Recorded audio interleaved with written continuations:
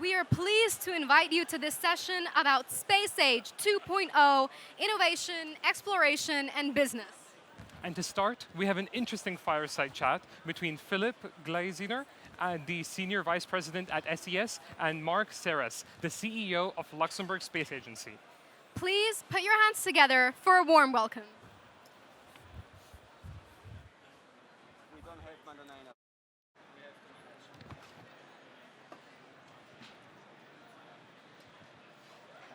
So, good afternoon. I'm Marc, and we have with us Philippe from SES. Hello. Philippe, first of all, I'm very happy to be with you here today, and it's great that we have the opportunity to have this short exchange. So maybe you can take a few minutes first to summarize what SES is doing and what your function is within SES. Yes, so thank you very much, Mark. So SES, is a world-renowned satellite operator based here in Luxembourg. We are celebrating our 40th birthday this year, and in that context, we have made a very, very long way. We are serving a video market, which has been our initial legacy market, and we are now moving to become really a video. We are today already an integrated video data and also a solutions provider. And in that sense, our world is completely changing. It's becoming more intelligent. It's becoming more AI-driven. It's becoming software-defined. It's becoming way more complex. And in that sense, we are very, very happy to be here and also, share with, the audience here, what our ambitions going forward. For myself, so I am almost, 25 plus years, with SES, starting, very humbly, but, having done a lot of missions, and my latest missions are relating to heading actually the government group of SES, responsible for all government business of SES, except in the US, where we have a dedicated unit to handle our US government traffic and also business. So as you said, the world has significantly changed over the last years, and you mentioned it. I think there is quite a huge disruption in the way people are consuming television, which has, of course, an impact on your traditional business, if I can say. We see also that connectivity is becoming a must for everyone, everywhere, all the time. Technologies have developed quite a lot in the last years. We have seen many things being much smaller. Miniaturization has had a huge impact. We see also that the cost of the launchers have decreased significantly over the last maybe 10, 15 years, 20 years. And we see also a group of newcomers coming in with radically new approaches. And you mentioned already a number of sort of new features that are now there, and technologies that somehow are changing a bit the game. More recently, even artificial intelligence. I think we use that word now everywhere for all types of usages. So how is SES living these disruptions? Are you at a point where you have to think about survival? Sorry for being a bit provocative. No, not survival. I mean, we are, as you say correctly, we are in the age of new space, meaning we have seen over the last 10 years, I would even say over the last 5 years, an enormous development of new actors coming into space, of new manufacturing processes being implemented, be it in space, but also on the ground. And it's actually us also now needing to adapt to these important changes. So, as I said earlier, we are moving from a traditional video-only business to becoming really an integrated connectivity service provider, which means our customers do not buy into constellations anymore. They don't buy into individual elements of our technical infrastructure. They come to us in order to buy end-to-end solutions, intelligent solutions. And our world is moving from a single orbit constellation element into a multi-orbit environment. And this is very important because this is where now the intelligence, the AI, the modern elements are coming. Why? Because we need to start providing solutions to our customers that actually make use of all orbits, of all networks, of all even terrestrial infrastructure, and providing them a completely end-to-end solution. So disrupted, yes, but looking forward actually to be part of this, and we are already. And in that sense, you know, there is more to come, and we are certain to play a larger role also in that environment. Okay, we have seen recently in the press that the European Union has sort of validated your move to acquire Intelsat. I think in the UK as well, this has already been sort of assessed favorably. So, is that part of this strategy to look forward, to be part of these integrated communication solutions for the future? What is the role of this sort of acquisition of Intelsat in this strategy? So absolutely. We are in the final stage of this integration, so coming to closing hopefully very soon. We are still, you know, on timeline, you know, as we initially planned. And indeed, our history has been one of growth and also one of course, accretive growth, how my CFO would say, in the sense that because of the hyperscalers that we see in the market now appearing, so especially in the US, but also in other parts of this world, size matters. Size is becoming very, very important. So elements where we have been, you know, innovative, where we have been expanding, be it in technology, being in going to a new orbit, so the mid-Earth orbit I'm referring to, or creating new elements for our customers, it has become paramount for all the big actors that want to play at the top to become big. Why big? And that's also why this Intelsat story is so interesting for us, is because allowing us to do that will mean optimizing the networks we have in space and also on the ground, but also increase the cash generated every year by the business we are doing. And this cash, which is an enormous fundamental need that our industry has to continue investing into innovation, into new fleets, into new ground segments and other elements of customer solutions. That's what they demand from us. That's what they expect from us.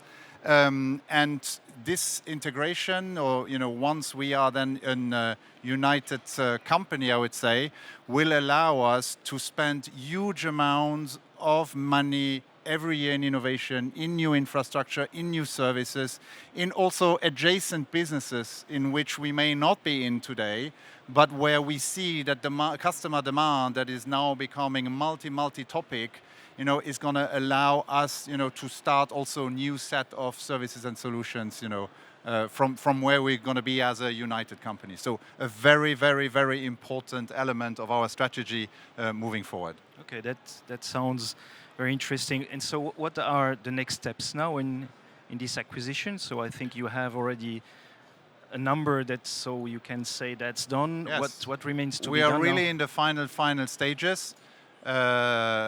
Some of the most important clearances in that sense have come.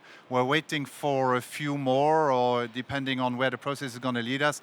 So we expect indeed very early H2 this year, so in the next weeks probably, or you know, latest in a very, very few months, to be able to announce then the closing of this transaction. Okay, very interesting. So what we see here is that the newcomers somehow have focused more on infrastructure in the low Earth orbit. And you just said that also acquiring Intelsat will give you the capacity to go to the next step and investing in new infrastructure. Is that something that you are considering as well in positioning the new SES on an orbit like low Earth orbit? Yeah, strangely enough, SES is already, on a path to go into LEO. There is a very important development that we have started a few years ago, which is about quantum and quantum key distribution. And not later than next year, it's the plan that we're going to launch a first demonstration satellites to actually bring the security, in space, from space, of exchanging keys all around the globe. And so we are already there, but I would expect that SES also during the next times, in a very, very near future, is also at least going to look at opportunities, adjacent opportunities to our current business, also in LEO. And it's not all about owner economics. It's also, as you know, we own a lot of assets in GEO, we own a lot of assets in MEO, but we are also active in LEO, meaning we have very tight partnerships with the biggest LEO providers around there, because at the end of the day, it's serving a customer and providing those customers, multi-orbit, multi-system elements where SES, excels in. And if you look at all the other constellations all around, you'll see. It doesn't work. It doesn't work anyway. Okay. We have an. Okay, yeah. Since a long time? 2 minutes? Okay, you need to tell me if it works again. Yes, it works again. Okay, good. So we're going to get 2 minutes. So what I was saying is that we are currently already in very, very strong partnerships with LEO providers, providing our customers with completely integrated multi-orbit, multi-system solutions. And that makes the uniqueness also of SES, because most of all the others stay in one orbit. And if you go into complicated networks, if you go into very, very demanding networks, you are going to be in multi-orbit, in multi-system, and that's where SES is going to be present as well. On Very top good. of, so we're going to be present in all the orbits that you mentioned. Okay. So you just mentioned a very innovative and even pioneering mission on the quantum key distribution. I think this mission is called Eagle One and will be the first demonstration with a European system to deliver quantum keys via satellite. So this is a very innovative step, and I would say somehow also a risky step to go for that now as a first mover.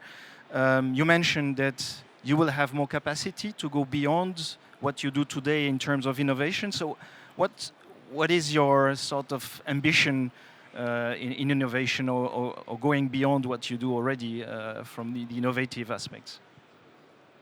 While a lot of innovation has been up to now and will continue to be in what we call the commercial business, most is currently going into defense. I mean, it's not a mystery that currently defense is exploding for good or bad reasons, but it is definitely a trigger for more innovations in the satellite arena, having constellations, having satellites, having inter-satellite links, having intelligent technologies on board of those satellites. So that's one. But also I would say almost foremost on the ground, it means how can we create an intelligent network that is going to make use of all the orbits that exist and provide services to our customers that allow the flexibility of changing between orbits, between satellites, also being able to create alternative routes of how to route traffic, either only via satellite and then coming down into secure hubs of some of our partners, or using traditional means of bringing it down to the first pop of the internet. I would say the innovation will come at every level. I mean, you know that we are part of the IRIS2 also consortium that is going to create the first sovereign constellation for the European Commission.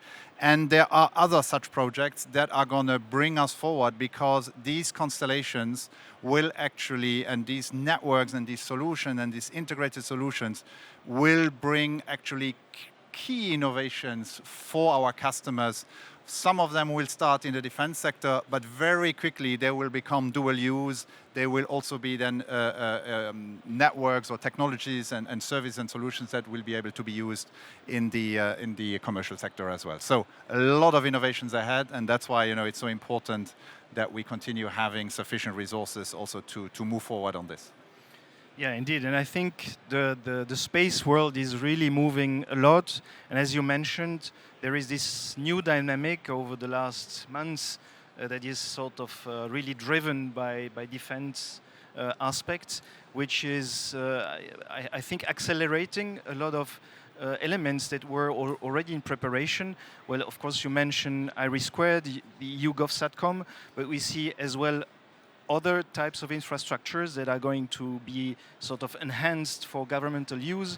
We know already the public regulated service from Galileo, but we are talking also now about an Earth observation governmental service at EU level, and also seeing all these infrastructures so somehow integrating to serve the users, also not only with different orbits in telecom, but even using different types of domains to serve the users. So is that a trend that you are also sort of pushing now in the future at SES? That's definitely the trend that we are pushing. We are going to be in SATCOM, of course, but also in other adjacent markets. We are what we call on a doubling down on government, strategy inside SES. And on that one, expect us around the corner on all of those, markets or applications that you may not expect us, at this stage, but expect us around, very, very soon. Okay, so Philippe, thank you very much. Thank you, I think Marc. you gave us already a lot of appetite to know more about all these things that will happen now in space over the next years. Thank you very much for your attention. Thank you.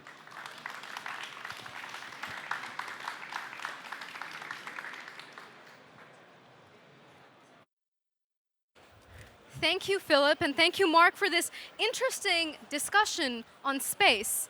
And space is actually quite a personal interest of mine as well. So it's great to see that Luxembourg is flying high on the galactic map. Speaking of galactic, and in particular intergalactic, I was here at Nexus Luxembourg last year, and I remember on the Sigma stage, there was actually a talk about intergalactic communication. And I believe it was by you, Avanti. I mean, for sure. So actually, it was the My Connectivity side event, and the talk explored intergalactic connectivity. So this is quite an interesting domain because it's not even, it's not something which we can grasp or even visualize 5 to 10 years from now, but it's connecting between galaxies. And for those of you who don't know, I mean, a galaxy is around 5 to 10 parsecs away. And a parsec is basically a measure used in cosmology. So it's, the speed, how many light years something is away. So it's quite interesting. But I think another very interesting aspect about intergalactic connectivity, Leo, is that we would have to book the .ig domain name, right? Yes. Intergalactic. Yes, so, definitely. I mean, for those of you who are early adopters of technology, or as I'm going to say, super early adopters of technology, I would definitely recommend that you go out to a domain name. You can head over to Wix. Wix is actually near Zehoar, is actually going to give us a keynote in the closing. So you can head over to Wix and buy the .ig domain name to show that you are, in fact, an early adopter about intergalactic connectivity. But coming back to space, Leo, can you tell us about our next panel? Yes, so the next panel discussion which we're going to have is going to be on space and defense, two of my favorite topics. It's going to be connectivity, data, and security. And I would like to invite Eduardo Cruz, a space technology transfer officer at the University of Luxembourg. Eduardo will be the moderator for this discussion and introduce the panelists on stage. Please welcome him on stage. The floor is yours. Thank you. Good afternoon, everyone. I'm Eduardo Cruz, the Space CTO at University of Luxembourg, and we're here to have an exciting panel about space and defense, in particular, data, connectivity, and security. Nowadays, space has become part of our day-to-day life. We come here using our GPS. We use to know the weather tomorrow. We also use it for remote access, internet in remote areas. Space started from defense, and now it's part of defense. On military operations, we use space, and military, our space has become critical infrastructure. To talk about this, we got 5 panelists that I'm going to introduce now. So first, I would like to welcome on stage Marc, who is part of the IRIS² implementation team of the European Commission DG DEFIS. Welcome Marc. Stay here. DG DEFIS is part of the Director General for Defense, Industry and Space, created in 2021 to increase strategic autonomy, especially in defense capabilities and space policy, and managing strategic programs like Galileo, Copernicus, EGNOS, and IRIS². Marc is responsible for service security and alignment with military applications. Thank you. Next, we would like to introduce Robert. He's the head of business development in intelligence EMEA at Planet Labs. Planet scans images the globe every day, and they have an archive of 3,000 pictures of every point on the world landmass, littoral zones, and key open access. A trove of data to conduct change of direction at a hyperscale. His background includes 20 years of working intelligence, surveillance, and reconnaissance in the military, industry, and academia. Welcome, Robert. Next, I would like to welcome Frederick. Frederick is the CEO and co-founder of Factivan, following a career in space cybersecurity industries, and he co-founded Factivan to tackle the critical challenges associated with data generated in space, in defense, and in defense contexts. Welcome. Next, I would like to welcome Thomas. Tom is the managing director for Nexus Luxembourg, driving efforts to make space safer and more sustainable. Tom is a space enthusiast with a background in engineering and business, and he brings experience from leading satellite firms like SES and ST Engineering iDirect. Welcome. And last, but not least, I would like to welcome JJ on stage. JJ is the CEO and co-founder of Edge Aerospace, a startup building onboard computers for satellites. He is also the former managing director of Redwire Luxembourg. Welcome all on stage. So first I would like to present you and present each of your organizations. Marc, when we started talking, we realized that you came from into space a bit by chance. When you joined during your PhD, a project called Flying Laptop. From there, you're now working at IRIS².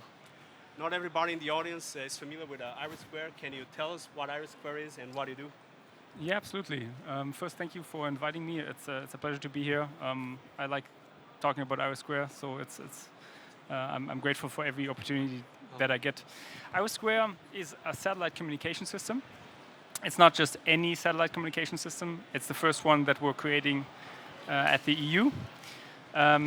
What's special about it, it's going to be the first 5G SATCOM system that we're developing based on a larger number of satellites. So we have up to 300 satellites in low Earth orbit at a height of around 1,200 kilometers.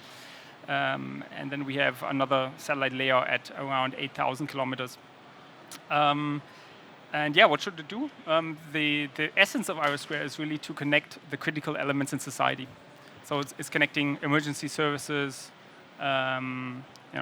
police, military, elements of government. And it's born out of the idea that connectivity is really important in the society that we live in. We live in a complex society, and if we end up in a crisis situation and those critical elements in society can't communicate anymore, a bad situation turns into a catastrophe. So IRIS² is really, it's meant to be a contribution to the stability of society by adding another layer of resilience and connectivity. That's impressive. That's really important to keep safe and in case of emergency and to be able to depend on ourselves. Part of what you said, you need to coordinate with military, with governments, with police. How do you make sure that security is adopted by all of this? How can they trust that IRIS² will deliver to what? Yes, security. And I think this is what distinguishes IRIS² from the commercial systems. That it's really a whole another level of security. I would answer the question in two ways. The first one is that we ensure member state involvement throughout the entire program, from the beginning. So coming up with the requirements, security requirements, up to the end. We actually, as a matter of fact, we cannot operate the system without the approval of the member states, which makes it a bit difficult at sometimes, but it also makes it very secure because you need to convince really the member states that your system is indeed secure. And the second aspect of the question is, I think, the philosophy that we are driving, which is, we have a term for it. It's called security by design. The remarkable thing about this is that it's not that we have a certain amount of budget within the program earmarked for security, like 15%, and when it's used up, it's used up. It's really not like this.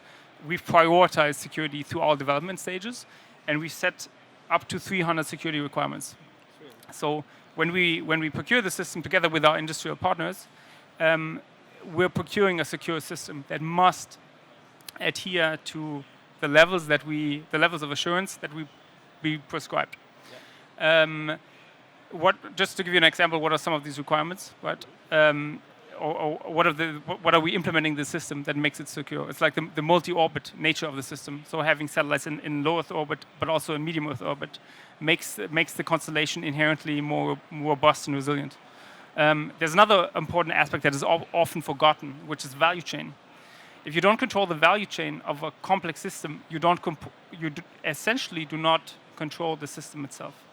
So IOSquare, and this is something we're investing heavily in. It's going to be a European system. It's going to be controlled from European sites, but also the components that we find inside the satellites and in the ground, they will be European, because we recognize that if we use any other components that are non-European, we again introduce this dependency, and that's what IOSquare is meant to prevent.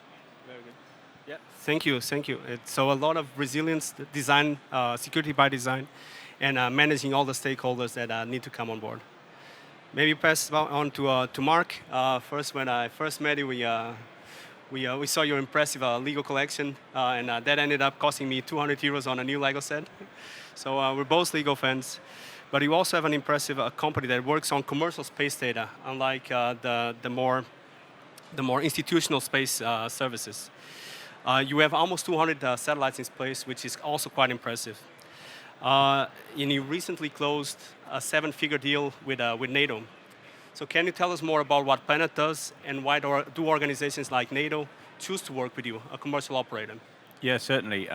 Well, thank you for having me on the panel. So Planet, some of you may have heard of Planet Labs before, an American company. I know I don't sound like it. I am from the UK. But fundamentally, we image the whole world's landmass, the literal environment, and most key open ocean areas every day. So that's never been done before, and we've been doing that back to nearly 9 years. So we've got a data set of about 3,000 images of all of those locations, so a very, very large data set. And what we then do is work both with our own AI team, but also working with a lot of partners around the world to unlock that data at a hyperscale, the biggest scale that you can do with Earth observation data as it currently stands.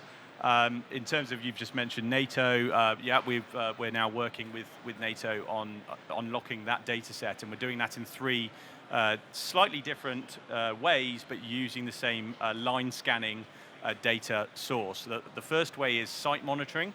So I want you to imagine, if you can collect the whole of the Earth every day, we can look at sites, all of the steel production facilities, aluminium. Imagine you need to look at all the tank production. You need to look at every airfield of an adversarial country. We're going to be able to do that at a huge scale every day, and not provide NATO the imagery and the data. We're going to provide them with the insights, the output, the histograms, the emails, the tippers, the queuers. Those are the things we're actually going to provide them. The second thing we're going to provide is a maritime domain awareness tool that we have. Some of you would have heard of AIS. Every ship pings its location and what it is and what it's doing. If you combine that with our daily line scan, if that ship is got its AIS turned off, if it's doing something nefarious, if it's spoofing its location, it can no longer hide, because we know where it is at least once a day. We're capturing it. So imagine 2 pieces of tracing paper. You put one on top of the other, and you get the truth. So that, again, that's being provided to NATO. The third and final piece is very wide area, what we call broad area monitoring. So the idea of being able to look at indications and detection and change over millions of square kilometers. Let's just imagine an adversary's digging in trenches, or they've just built a new road, or there's been a change to a railway system, or whatever it is. We can actually find what that change is and where it is. That then enables you to cross-queue much more expensive assets. So it's almost become like a new foundational layer for NATO to then task its other capabilities. But roughly speaking, that's what we do. That's impressive.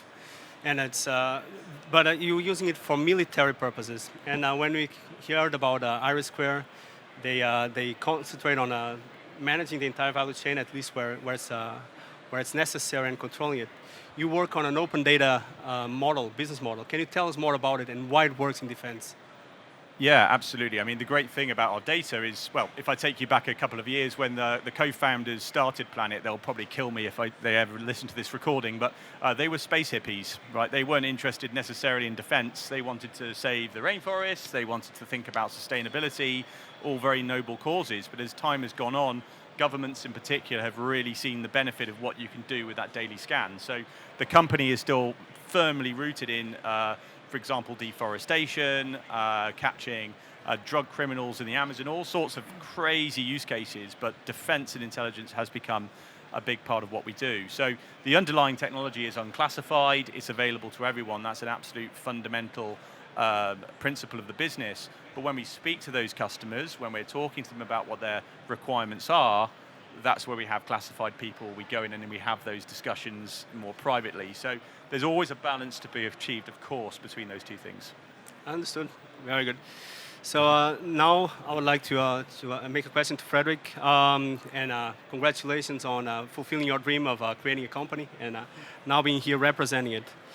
In the current context of an age where generative AI is so powerful and so believable, we no longer know what is true and what is not.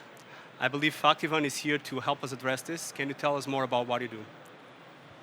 Yeah, thank you for having me here. I think Rob, very well illustrated the various usage and the value of data coming from space systems. But today, and this was a starting point of Factivan, we have realized that the data and this type of data is challenged like never. Among the challenges, you've mentioned IA, artificial intelligence, and today it has the power. We've heard a lot about what it can do for good, but also I would like to talk about what it could do for bad. And AI today has the power to add a plane on an Earth observation imagery, remove a vehicle, or even create an imagery from scratch.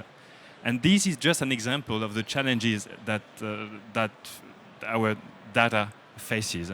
And at Factivan, we are on a mission to protect this data in order to allow their use in confidence, so that the users who use the data can use them with confidence and take action, I would say, appropriate actions accordingly.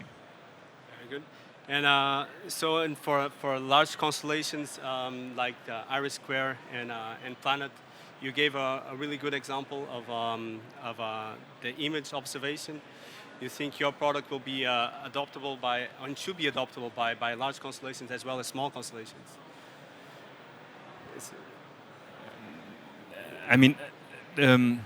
Customers of large-scale constellations, they come to those large-scale constellations to get reliable products. Reliable means lots of things. It's about data quality.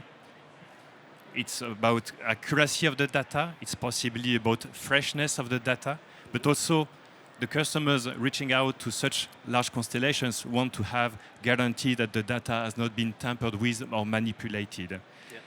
And this is definitely, the mission of those large-scale organizations to provide their customers with such high-quality data and services. And this is basically where, Factivan comes into the play and would provide such large constellations with the capability to protect and enrich data with a loss of traceability information.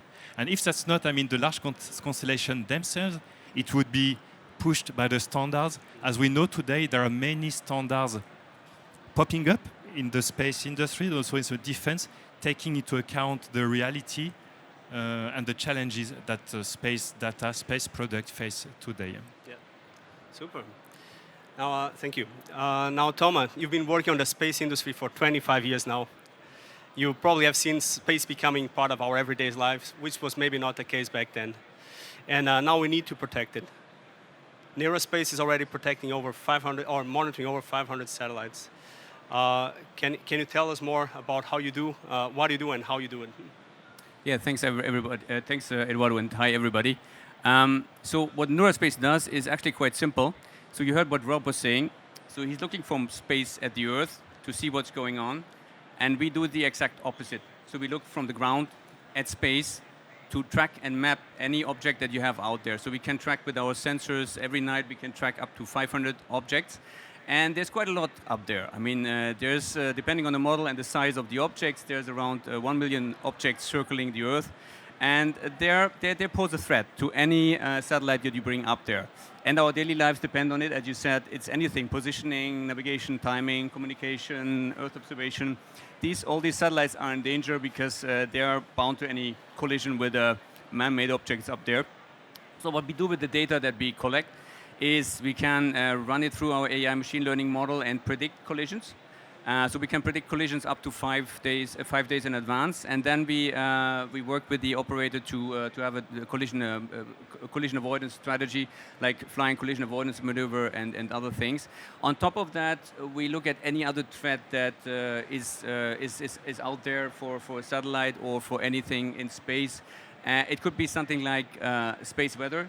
So solar eruptions, they have an impact on the density of the atmosphere, and that has an impact on how the satellites are operating in space. So we're also having prediction models for space weather, as to say. Just in a nutshell. Very good. So we're now using AI to protect our critical infrastructure in space and help us fly all these gigantic constellations. Well done. So now, JJ, you told me that you like a lot of science fiction, and all the science fiction related to aviation has come true already, or mostly come true, but that's not the same for a space ecosystem. So how is Edge Aerospace helping to break those frontiers and come into those solutions? Thank you for this question. By the way, can you hear me? Can you hear us? Okay, wonderful, because I can't hear these guys. So, except Eduardo. So, what Edge Aerospace does sounds super boring. We do onboard computing, which actually is a very good business and it's very exciting. So we give this gentleman as many capabilities as it's possible to, instead of downlinking all the data we are collecting in space because we are observing Earth or we are observing space debris, to actually process them there instead of downlinking and process this in terrestrial data centers. Why it's important, for example, and actually nowadays we see a lot of good examples why it's important. So imagine that you have a neighbor that doesn't like you anymore and decides to keep launching missiles to you every day. So to actually know what to do about this, should you go to the shelter, should you maybe launch counter missiles, you are using constellation of your satellites to actually collect the data and send as soon as possible to citizens, to the warning center, and whoever needs this data ASAP. So right now, if we have and like tracking the missiles that are flying is pretty difficult. You need to have a lot of sensors, a lot of precision, a lot of AI, a lot of algorithms, a lot of cyber, etc., etc. So the chances that over the whole supply and data chain, you will get this to your data centers and your analytics will process it, is actually you will get it in 15 minutes, 20 minutes, which actually might be a little bit late to protect for events like that, let's say. And we see these events more and more happening with missiles, with drones, with, I would say, earthquakes, etc., etc. Everything when time matters, we try to deal with that.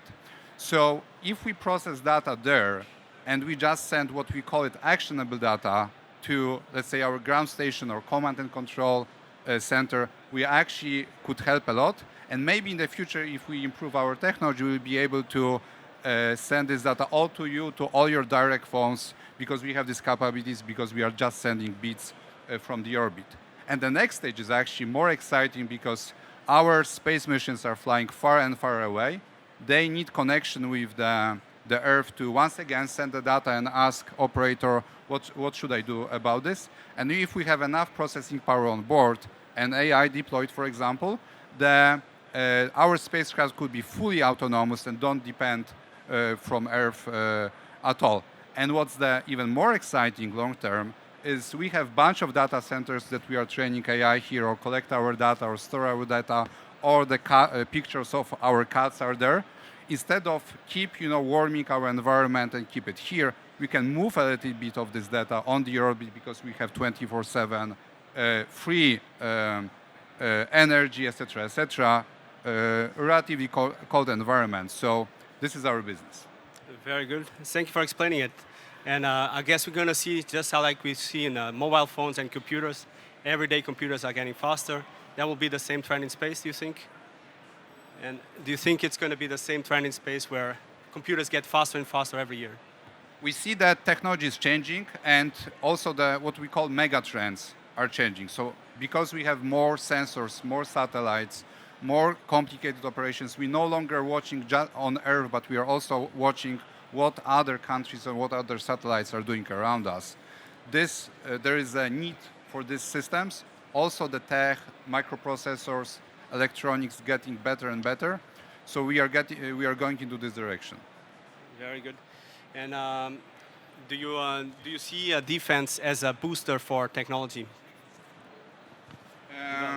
So space was never only like commercial space or landing on the moon. Space was always space and defense, and actually traditionally defense is the biggest customer for the space applications. So we typically like to talk about space when it comes to scientific missions, Hubble telescope, International Space Station, and astronauts, but majority of space was always a defense. And as long as we as Europeans spend more and more on defense, and we will rely more and more space applications because we can see more, we can communicate faster, this is going to be a great boost. Every space company is going to be a space and defense company. Every space company is going to be a defense company as well. That's great. Time has run a lot faster than I thought it would. So maybe I would ask you for a final thought on how you explain the importance of defense and space to a 15-year-old if he was here in the audience. We'll start with you, Marc, and we'll go one by one. Okay, so I'm going to take this question for how do I explain IOSquare. And here I think everybody intuitively knows how important connectivity is. We have smartphones in our pocket. It has improved our lives, but it has also made us dependent. It's become very, very important to us. And the same has happened in society as well. We're very dependent on connectivity. So what I do with IOSquare is improving resilience of connectivity. Improving resilience of connectivity. Well done. Robert?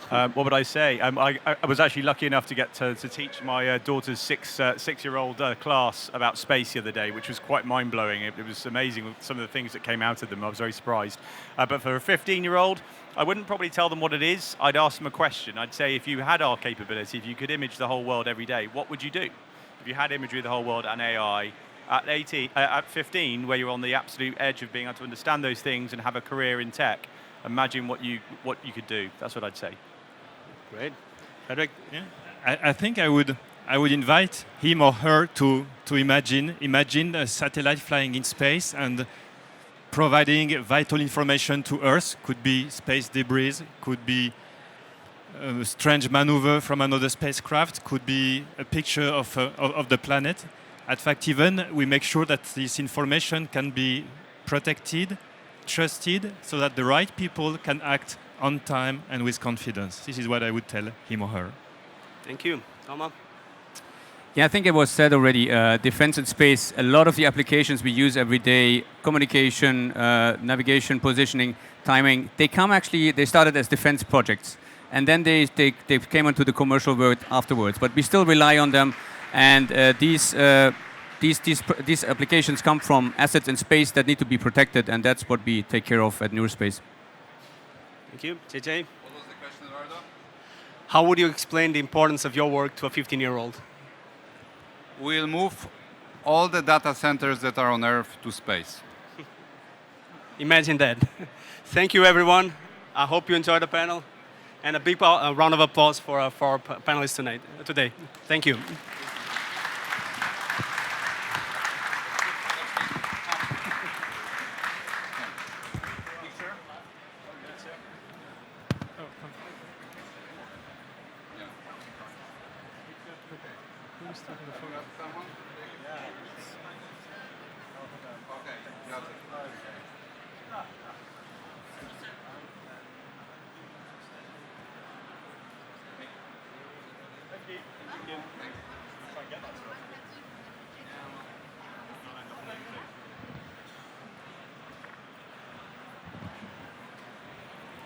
Thank you.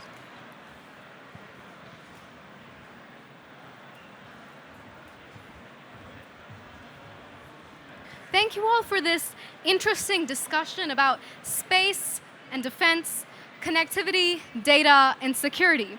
And honestly, I mean, space is something which is so vast and open. I'm talking both physically and also literally, very vast and open. And it's quite a unique topic of discussion because there's just so much going on at the same time. I mean, we had a nice fireside this morning with SES and LSA. So, Leo, what are your aspirations or visions for space in the next 5 to 10 years? You know, Vanti, thank you for this question. I think it's actually great to think about how open this topic is. Just this morning, we saw that you can talk about space in relation to AI. And just now, we talked about space with defense. Earlier, we've also talked about space and connectivity. I've actually had the pleasure of last year meeting and talking to the CEO of Airbus Space and Defense on what he thinks the future is of Airbus in that space, as well as of the entire industry in general. And he had some very interesting things to say. And then just this year, I met and spoke with the president of Lockheed Martin, and we were also talking about the future of space and defense. But more than defense and space and connectivity, as we know, I think space is an area of exploration. And more than that, we should know that we currently are explorers of space. We are whizzing about on this planet, and we are the only explorers of space that we know so far. And I, in fact, can't wait for the upcoming space age that's going to be there, where we're going to be inhabiting the moon and Mars, and who knows, maybe even more. Exactly. And I mean, the interesting part about this panel, which we just had, space and defense, is I think a lot of people have a misconception about defense in space. It's more for research and exploration, which you said, and I think we have to remember that how we came about getting Wi-Fi or even talking over a mobile phone actually came from the research of defense, because defense is one of the pioneers of new technologies and research which is going on. And in space, I think it will stay that way and get a little less, it's less about the geopolitical implications and more about the research and exploration aspects for now. Okay, so next we actually have a keynote about innovation and business in Space Age 2.0. Leo, tell us more. Let's give a round to Christos Ampatzis, a policy officer in the Directorate General for the Defense Industry and Space in the European Commission. Please welcome Christos on stage.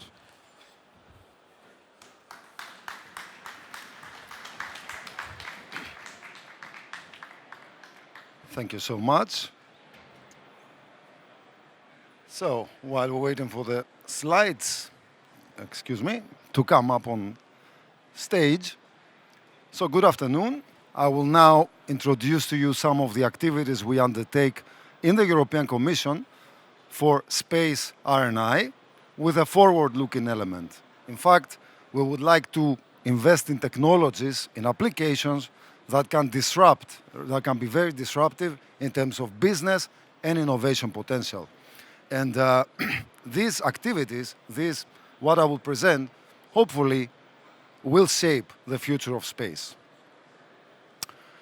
Just to start with a question, when one sees one of the buzzwords we see, of course, in this conference, AI, robotics, what comes to mind? I will tell you what came to my mind some 15 years ago when I came into the field, which is space exploration. Very simply, robotic systems that are in another planet need some sort of autonomy. and AI in order to effectively explore planetary surfaces because the distance is way too big to teleoperate things. So, and beyond that, one can think of much more advanced applications where robotics, even collaborative robots, explore in depth very difficult to reach areas. Like in the photo where you see here, it's an EU-funded project, obviously not testing on in lava tubes on the moon, but obviously in Earth analogs somewhere in Lanzarote. But this is not what I will speak about today. In fact, what I will speak about is applications of AI and robotics in orbit, beyond also what was mentioned previously in the different very interesting panels and the fireside chat. So we are going to talk about applications that in fact can really introduce a new in-space economy. And I will get back to this term a bit later. I will start with in-space operations and services. What is this? With excuses to the, of course, specialist panelists before, think of a satellite as a car. It can be refueled, it can be maintained, it can be upgraded, it can be towed away when it falls apart. This is about in-orbit servicing, in fact. So ISOS is really a collection of all the different applications, such as servicing, assembly in space, so being able to autonomously connect, in fact, assets in space, manufacturing in space, logistics. Logistics means in-space transportation. Space-to-space transportation is not the same as accessing space, but even debris removal. And here, maybe a key word is sustainability. We can even see even further, even more forward-looking applications, such as reuse of materials in space. It's an area that is very strategic. Why? Because it touches on regulatory aspects, on legal aspects, standardization, clearly, and a lot of new business opportunities. And what we should not forget is that this area is extremely relevant for defense applications. This is also why our defense R&I program, the European Defense Fund, is already looking into this with dedicated calls. But more specifically, what do we program in the EC together with the member states on ISOS? What we program is what we call a pilot mission. It's the ISOS for Infrastructure pilot mission. In fact, we are aiming with an ambitious goal to launch, deploy by 2030 an infrastructure in space. An infrastructure that consists of 4 different components. One of them is called servicing. So you can see here servicing spacecraft with robotic capabilities that are able, in fact, to service governmental or commercial users. A host. Here, think of a depot, a fuel depot, or a supply depot. It's an infrastructure in space that serves to supply docked spacecraft. Think of there's the logistic component next, and here think of DHL. It's like a moving supply from the launcher to this infrastructure in space, the host. And finally, the DHL packages themselves, being standardized, creating an ecosystem of plug-and-play peripherals, also contributing to a new in-space economy and new business opportunities that up to today, they were not existent. So this pilot, in fact, is meant to embark public and private actors. So we are starting with a pilot, a demonstrator in space by 2030. It's already programmed in our R&I program, Horizon Europe, and the intention is to keep on using these assets for further use. We will see what that is. I spoke about the space economy before. Let's have a look at that. Beyond downstream, this is what is emerging, in fact, an orbital in-space economy.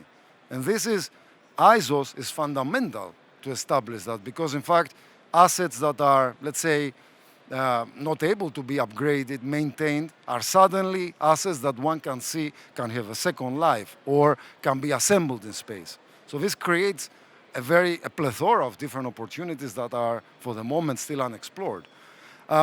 Also, these technologies, in fact, they are serving as the bridge to beyond Earth orbit. And here we go towards exploration aspects. Think of the lunar economy, think of in-situ resource utilization, and so on. Now, the in-space economy, so in orbit, is indeed going to be very much augmented by ISO. So a capability that we must master in Europe, also because other space powers in the world are already demonstrating the technologies and are really going for it very fast. So we in Europe must not stay behind here. We must be very bold and ambitious. Now, what complements the picture for the space economy, especially regarding future applications, is digitalization. Now I will say a few words about this. When we speak about digitalization, the easiest way to describe this is in fact moving from data transfer, okay, from space to Earth to be analyzed by ground stations or whatever, is in fact moving from that to information transfer. And this is a totally different paradigm that will allow also much more timeliness, in fact, almost real-time applications to happen, and this has an enormous demand and potential. So already our Copernicus program, of course, is looking with planned research and innovation actions to go towards the digital transitions of the services with AI and machine learning.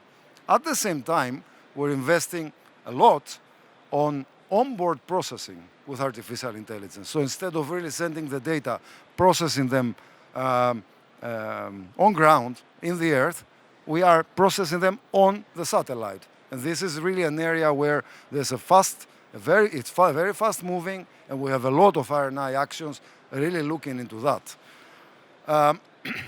Let's look at a few key building blocks that are very relevant to digitalization. We spoke a bit about AI algorithms, okay, in order to treat data in orbit. Edge computing is a technology, is an area that we're also looking at to see how it applies to space. But let's not forget the hardware side of things. I will start with the chips.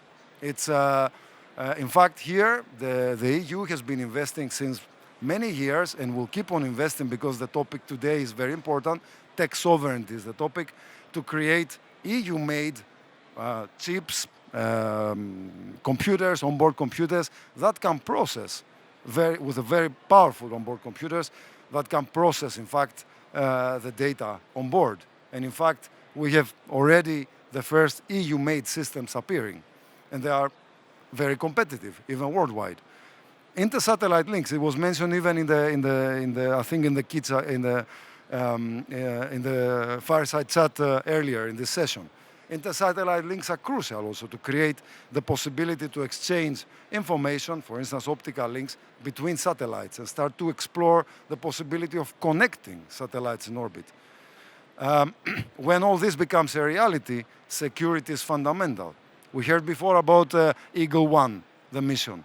It will demonstrate, in fact, the first QKD, quantum key distribution, technology for space.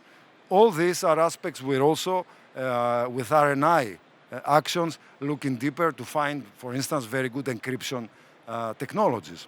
And also not forget, when we speak about AI, there is clearly also the aspect of data, traceability, reliability, but also the explainability of the models where applicable, especially when we're speaking about critical systems like space.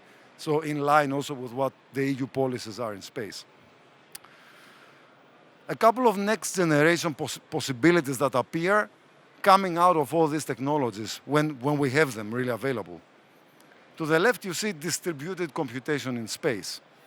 You might remember the SETI at home experiment, which was done, I think it was almost 20 years ago, where we could sacrifice a little bit of our idle CPU time from our computers, contributing to finding extraterrestrial life. But this concept, in fact, has moved on since then and has become a reality, of course, in terrestrial systems. This could be a reality if we have inter-satellite links and AI in space, where we can see the emergence of things like a supercomputer in space, which is, of course, a very potent system and goes far beyond of what we have today and how we perceive space constellations and systems today. One can even go even further from that and start thinking, wait a minute, we're speaking about, tons of data being analyzed on the Earth. Can we send it to space and get the cooling done for free? Of course, nothing is for free, but that's another story. And indeed, there are studies already some of them even EU funded, looking at the feasibility of putting data centers in space, which could also be a reality, also thanks to what we saw previously, robotics as well, meaning the possibility of assembling structure in space, which today, of course, has only been done in a few instances like the ISS.